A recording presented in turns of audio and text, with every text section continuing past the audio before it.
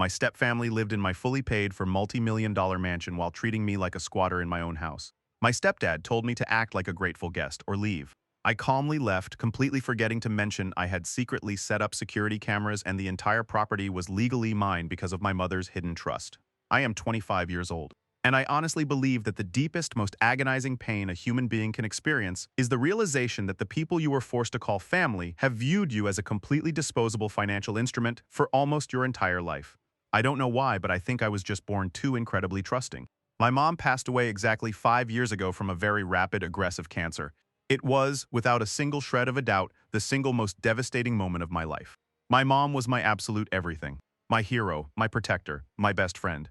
Before she got sick, she was an incredibly successful, highly sought-after commercial real estate developer in a major metropolitan city. She was brilliant, she was ruthless in business, and she was absolutely legendary in her field. When I was barely 10 years old, my mom met my stepdad, Marcus. Marcus was, at the time, a charming, somewhat charismatic architectural contractor who seemed completely, entirely devoted to her. He was always smiling, always helping around the house, and always talking about building a great future for us. For 15 years. I honestly thought he was a wonderful man. I thought he was my real dad. I thought our family was strong. But looking back now, with 2020 hindsight, I was so incredibly blind. The complete terrifying extent of his manipulation, his gaslighting, and his absolute greed is staggering. While my mom was building a multi-million-dollar real estate empire, Marcus was quietly making sure that every single one of his failed contracting businesses was bailed out using her money. She covered his massive business debts, she paid his back taxes, and she bought him expensive luxury trucks so he would look successful. She literally spent hundreds of thousands of dollars just prop up his ego because she loved him, and she truly believed he was a good man who just needed better business opportunities. And then, she got sick. In less than 6 months, she was gone. My world didn't just collapse. It completely exploded into tiny, unrecoverable fragments. I was 20 years old, completely heartbroken, and suddenly standing at the center of a terrifying financial vortex that I was entirely unprepared to navigate. 2 days after the funeral, Marcus called me into the library of our home. This wasn't just any home. It was a 9-bedroom, 11-bathroom architectural masterpiece sitting on 4 prime acres of land in the absolute most exclusive gated community in the city. My mom had custom-built it herself, finishing the construction exactly 3 years before she got sick. It was her crowning achievement. The master suite had massive floor-to-ceiling glass walls overlooking a private lake. The entire house was filled with custom Italian marble, hand-carved mahogany, and millions of dollars in curated artwork. Marcus was sitting at her heavy oak desk, looking incredibly grave and somber, but I saw it right then, for the first time in 15 years. I didn't see the smiling stepdad who used to help me with my homework. I saw the cold, greedy calculations happening right behind his eyes. He put his hands on the desk, leaned forward, and let out this heavy, theatrical sigh. Marcus told me that because my mom had spent so incredibly much money fighting her cancer, and because her commercial businesses were now suddenly in total chaotic disarray because she wasn't there to run them, the family was on the absolute brink of total bankruptcy. He claimed that the bank was threatening to initiate a massive foreclosure on the house within 90 days, that the utilities were about to be shut off, and that the millions of dollars in commercial debt she had unknowingly accumulated was now due immediately. And I was 20 years old. I was completely broken by grief. My brain couldn't process financial jargon. I just trusted him entirely. I had absolutely no reason not to. He was my stepdad. I believed every single lie that came out of his mouth. He told me there was only one possible way to save the family, to save her memory, and to prevent us from ending up completely homeless on the street. He said I needed to sign a stack of emergency legal documents immediately. Marcus claimed these papers would allow him to manage my mom's commercial assets. He said it would give him the legal power to sell off parts of her businesses to pay down the debt and prevent the house from being foreclosed on. He swore to me, right over my own mother's desk, that once the immediate financial crisis was neutralized, he would restructure everything, put her assets back in my name, and ensure I was taken care of for the rest of my life. He kept emphasizing the urgency. He kept telling me that every hour I hesitated was an hour closer to the bank foreclosing on our home. He actually manipulated my grief, telling me that the stress of the impending bankruptcy was physically destroying his own health, and that if I didn't sign, I was choosing to destroy her legacy and throw the man she loved out into the street. I was completely, utterly, emotionally shattered. I just wanted the nightmare to stop. So, I didn't read the documents. I didn't call a lawyer. I just trusted the man I believed was my father. I picked up the pen and I signed every single document he put in front of me. I swear. Signing that stack of papers was the equivalent of willingly locking myself in a deep, dark dungeon and handing Marcus the only key. The documents weren't emergency bailout forms. They were complete, irrevocable power of attorney agreements. I had just legally handed Marcus total, unchecked authority over every single penny, every single commercial property, and every single business my mother had spent her entire life building. I hadn't just saved her legacy. I had handed him the legal ownership of her entire millions of dollars empire. And my God, did the dynamic in that massive, beautiful house change overnight? The moment those papers were finalized, Marcus completely dropped the act of the grieving, sympathetic husband. It was sickening. In less than 3 months, he was driving an imported sports car that cost more than $200,000. He completely refurnished the master suite, her master suite, stripping away all the custom furniture she loved and replacing it with tacky, ultra-expensive modern crap. 6 months after my mom passed away, Marcus called another family meeting in the living room. But this time, it wasn't just me and him. Sitting on my mother's custom Italian leather sofa, drinking expensive champagne out of crystal flutes she collected, was a woman named Brenda. And Brenda was holding the hand of her 22-year-old daughter, Chloe. Brenda was Marcus's old fiancée from before he met my mother. The very same woman he had broken up with 15 years ago when my mom's financial success first began to truly skyrocket. Brenda wasn't a guest. Brenda was wearing my mother's jewelry. Brenda was using the antique crystal that I was forbidden to touch. Chloe was already sleeping in one of the 9 massive guest suites, ordering thousands of dollars in designer clothes on a corporate credit card that my mom's business paid for. Marcus introduced them with complete, absolute smugness. He didn't even apologize for the timing. He didn't even look guilty.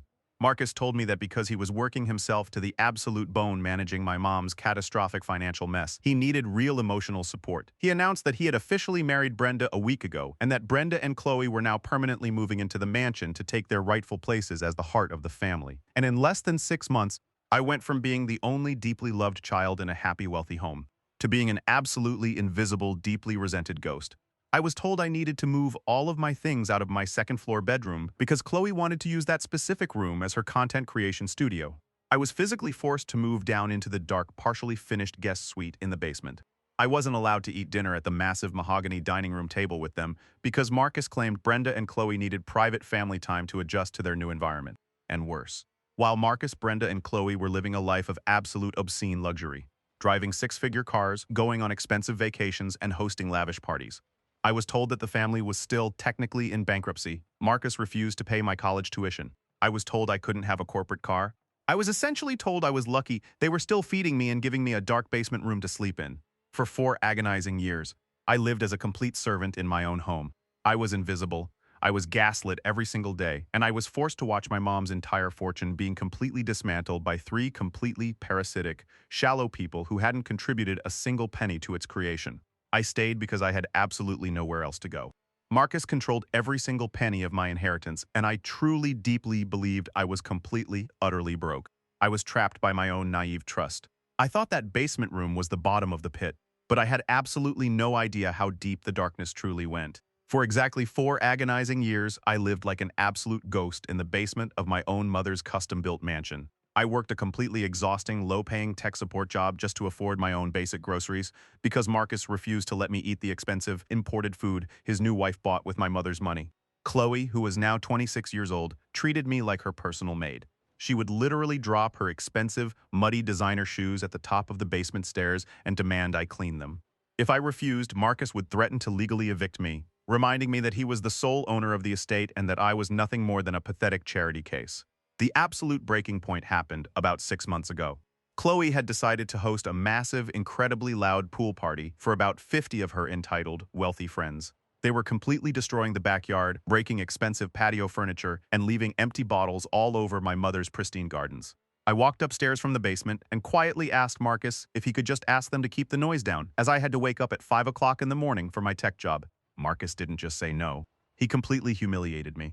He cornered me in the massive, marble-floored kitchen. He poked his finger hard into my chest, looked me dead in the eyes, and delivered a line I will absolutely never forget for the rest of my natural life. "Listen to me very carefully, you ungrateful little brat," Marcus sneered, his face turning red with arrogant rage. "I saved this family from total ruin. I own this estate. I own the businesses. You are allowed to sleep in that basement strictly out of the goodness of my heart. From now on, you will act like a grateful guest in my house, or you can pack your trash bags and leave." I didn't say a single word. I just looked at the floor, turned around, and walked back down into the dark basement. 2 days later, a beautiful vintage gold watch that my mother had given me for my 18th birthday completely vanished from my basement dresser. I knew exactly who took it.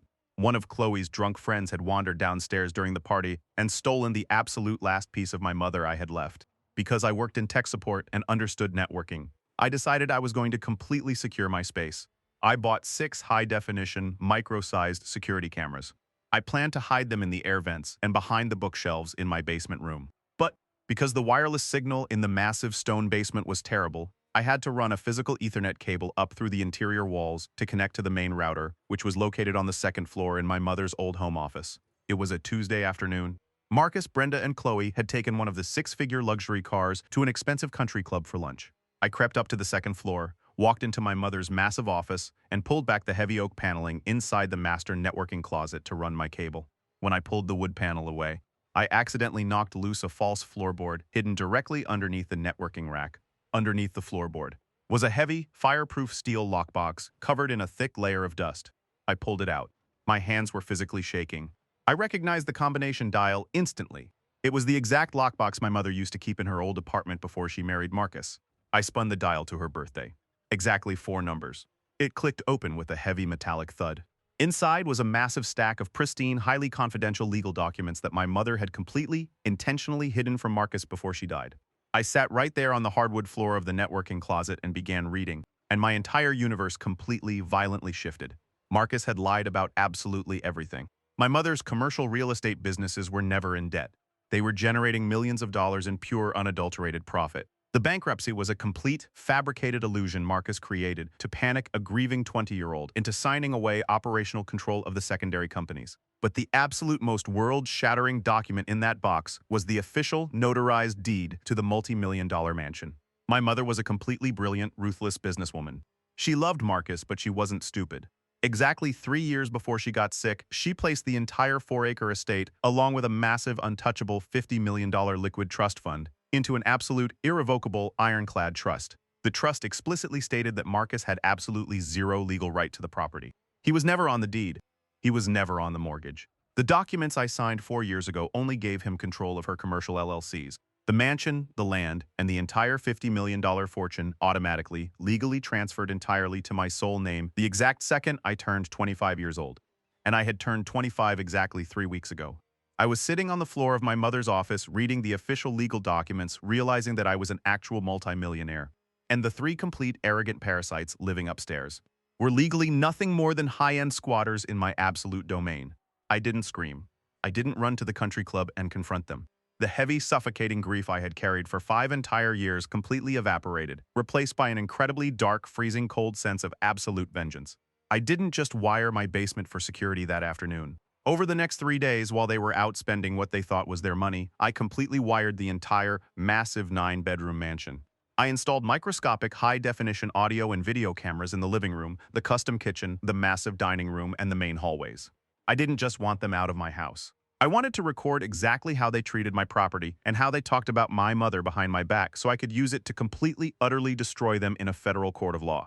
For exactly 14 days, I lived a completely double life. During the day, I went to my miserable, low-paying tech support job and pretended everything was completely normal. But at night, I sat in the pitch-black basement, wearing heavy headphones, watching the live video feeds from the microscopic cameras I had hidden all over my mother's 9-bedroom mansion.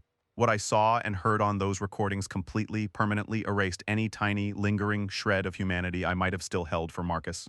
On a Thursday evening, Brenda and Marcus were sitting in the custom kitchen, drinking a $5,000 bottle of imported wine. Brenda actually laughed, leaned across the expensive marble island, and told Marcus how incredibly grateful she was that my mother worked herself into an early grave so they could finally live the luxurious life they deserved. Marcus didn't defend his late wife.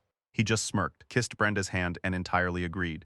He called my mother a completely obsessed, miserable workaholic who didn't even know how to enjoy her own money. And Chloe was actively, physically destroying the property. She threw massive, out-of-control parties when Marcus and Brenda were out of town. I watched her completely ruin a $50,000 antique Persian rug by spilling red wine on it, and she just laughed and told her wealthy friends that the basement rat, meaning me, would scrub it out in the morning. But the absolute most terrifying, critical piece of evidence came exactly 1 week into my secret surveillance. I recorded Marcus sitting in my mother's office, talking on his cell phone to a sleazy, high-end offshore accountant. He was actively plotting to completely liquidate 3 of my mother's most profitable commercial real estate properties. He wanted to wire the massive cash profits into a completely hidden, untraceable account in the Cayman Islands before I ever thought to ask questions about my inheritance. He was actively embezzling millions of dollars in real time. I didn't wait another second. The very next morning, I called in sick to my tech support job. I packed the heavy steel lockbox, my laptop containing exactly 120 hours of high-definition video evidence, and I drove directly downtown to the absolute most expensive, utterly ruthless estate litigation firm in the entire city. I sat in a massive glass conference room. I handed the senior partner the physical deed to the mansion, the irrevocable trust documents, and I played the video of Marcus discussing his offshore embezzlement. The lawyer, a man who charged exactly $800 an hour, was absolutely speechless. He looked at the pristine paperwork, verified the notary seals, and completely shook his head in absolute disbelief. He looked right at me and said, "Mr. Davis, these documents are absolute ironclad perfection. Your mother was an absolute genius. Marcus never had a single legal right to this estate. The $50 million liquid trust became completely 100% yours the exact second you turned 25 years old.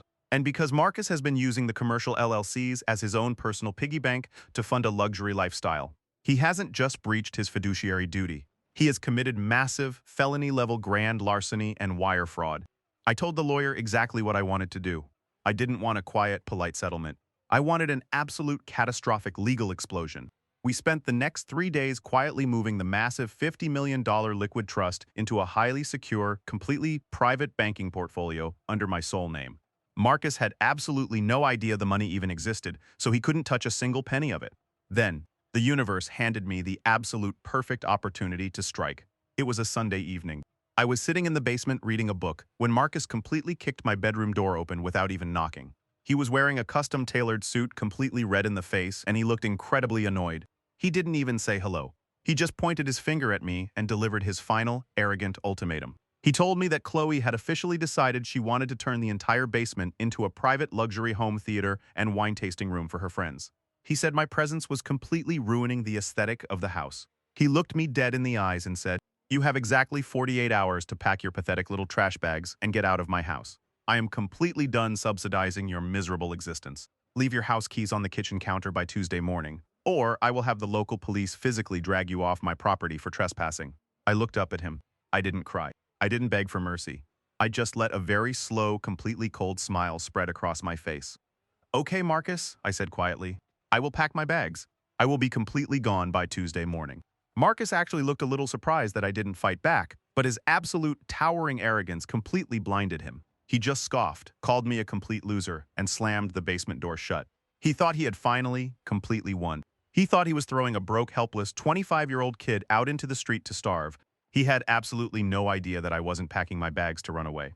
I was packing my bags because my lawyer had specifically advised me to completely vacate the premises before the federal marshals arrived to execute the absolute most aggressive, devastating eviction and asset seizure in the history of the entire state. Tuesday morning finally arrived. I woke up at exactly 5 o'clock in the morning.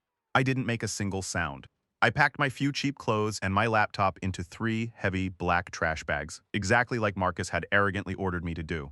I walked up the basement stairs for the absolute final time as a prisoner in my own home. The massive 9-bedroom house was completely dead silent. Marcus, Brenda, and Chloe were fast asleep in their luxurious custom-built master suites. They probably thought they had completely won. They probably thought I was crying, completely broken, walking out into the cold morning air with absolutely nothing to my name. I walked into the custom kitchen, took my house key off my keychain, and placed it perfectly in the center of the massive Italian marble island. Then, I walked out the heavy mahogany front door, got into my cheap 10-year-old car, and I drove exactly 3 blocks down the street. I parked on the side of the road, completely hidden behind a line of expensive oak trees, and I waited. My lawyer had completely coordinated the entire operation with the local authorities and federal investigators. Because Marcus was actively moving stolen commercial funds into offshore accounts, the situation had immediately escalated from a civil estate dispute into a massive federal criminal investigation. Right at exactly 8:30 in the morning, the absolute beautiful chaos began. I sat in my car and watched as 3 massive, unmarked black SUVs, 4 fully marked local police cruisers, and a massive commercial moving truck rolled right past my hiding spot and turned directly into the private, gated driveway of my estate. They didn't ring the doorbell. They didn't wait politely for Marcus to finish his morning espresso. The federal marshals used a heavy tactical ram and completely breached the custom mahogany front door. I didn't stay in my car. I got out, zipped up my jacket, and slowly walked down the sidewalk toward my house. By the time I reached the edge of my pristine 4-acre lawn, the scene was absolutely incredibly chaotic. Marcus, Brenda, and Chloe had been physically dragged out onto the front porch. They were all wearing expensive silk pajamas, completely barefoot and shivering in the morning air. Marcus was absolutely hyperventilating. His face was completely purple with arrogant rage. He was screaming at the top of his lungs, demanding badge numbers, threatening to sue the entire police department, and screaming that he was the absolute legal owner of the multi-million-dollar property. The lead federal marshal didn't even flinch. He just calmly pulled a thick stack of papers from his jacket and shoved them directly into Marcus's chest. He loudly read the official court order. He told Marcus that the property legally belonged to the $50 million trust, which had officially legally transferred to me the exact second I turned 25. And then, the marshal read the massive felony-level arrest warrant for grand larceny, wire fraud, and international embezzlement. Marcus completely froze. The absolute terrifying reality finally hit him like a physical freight train. He dropped the papers. His knees actually buckled, and he collapsed right there on the expensive stone porch. Brenda started screaming, crying hysterically, completely unable to process that her luxurious fake life was completely over. Chloe was crying too, holding her hands over her face, surrounded by heavily armed federal agents. Right at that exact second, Marcus looked up from the ground, and he saw me. I was standing at the end of the driveway, my hands casually resting in my pockets, just watching the entire empire he stole completely burned to the ground. Marcus tried to scramble to his feet. He looked at me, completely desperate, his eyes wide with absolute pathetic terror. He didn't yell at me. He didn't call me a squatter. He actually tried to beg. He started stammering, telling me there had been a massive misunderstanding. He told me he was just trying to protect the money for me. He literally cried, begging me to call the lawyers off and keep everything in the family. I walked slowly up the driveway until I was standing exactly 6 feet away from him. I looked down at the man who had completely gaslit me, emotionally abused me, and treated me like a disposable rat in my own mother's house for 5 entire years. I kept my voice incredibly soft, absolutely cold and completely dead. I packed my trash bags. "Marcus," I whispered, smiling right into his terrified eyes. "I left the keys on the kitchen counter, just like you asked. But I am not the one getting dragged off my property for trespassing." The federal marshals didn't give him another second to speak. They grabbed his arms, slammed them behind his back, and locked heavy steel handcuffs around his wrists. They physically dragged him down the steps and shoved him into the back of a marked police cruiser. Brenda and Chloe were given exactly 15 minutes to grab whatever personal clothing they could fit into 2 small suitcases. Because the expensive designer bags, the jewelry, and the 6-figure luxury cars were all purchased using my mother's stolen commercial funds, they were completely legally seized by the federal government. I stood on my pristine lawn and watched them tow all 3 luxury cars away. I watched Brenda and Chloe, completely humiliated and weeping, walk down the long driveway with absolutely nowhere to go. They didn't have a single penny to their names. It has been exactly 8 months since that beautiful Tuesday morning. The federal criminal trial was an absolute bloodbath. Because I provided the investigators with the exact offshore routing numbers and the 120 hours of hidden camera footage, Marcus didn't stand a single chance. He was found entirely guilty on all massive fraud charges. He was sentenced to exactly 15 years in a federal penitentiary. He will be an old, completely broken man by the time he ever breathes free air again. Brenda and Chloe's lives completely imploded. Without my mother's money to subsidize their massive egos, they couldn't afford to live in the city. I heard through the family grapevine that they are currently renting a tiny, moldy, 1-bedroom apartment near a highway, and Chloe has to work 50 hours a week at a terrible retail job just to pay their basic electric bill. As for me, my life is absolutely, entirely unrecognizable. I didn't go back to my miserable tech support job. I completely fired the sleazy commercial managers Marcus had hired, and I took over my mother's real estate empire entirely. With my tech background, I modernized the entire corporate structure, and the companies are now more profitable than ever before. I moved out of that dark, miserable basement. I completely renovated the master suite, ripping out every single piece of tacky modern furniture Marcus bought, and I restored it exactly the way my mother had designed it. I walk through the massive sunlit halls of my 9-bedroom mansion every single morning. I drink my expensive coffee on the back patio overlooking the private lake. I'm 25 years old. I'm completely surrounded by my mother's beautiful legacy, and I sleep in absolute, unbroken peace. I learned that blood doesn't make a family. And I learned that absolute greed will always, eventually, dig its own massive, inescapable grave.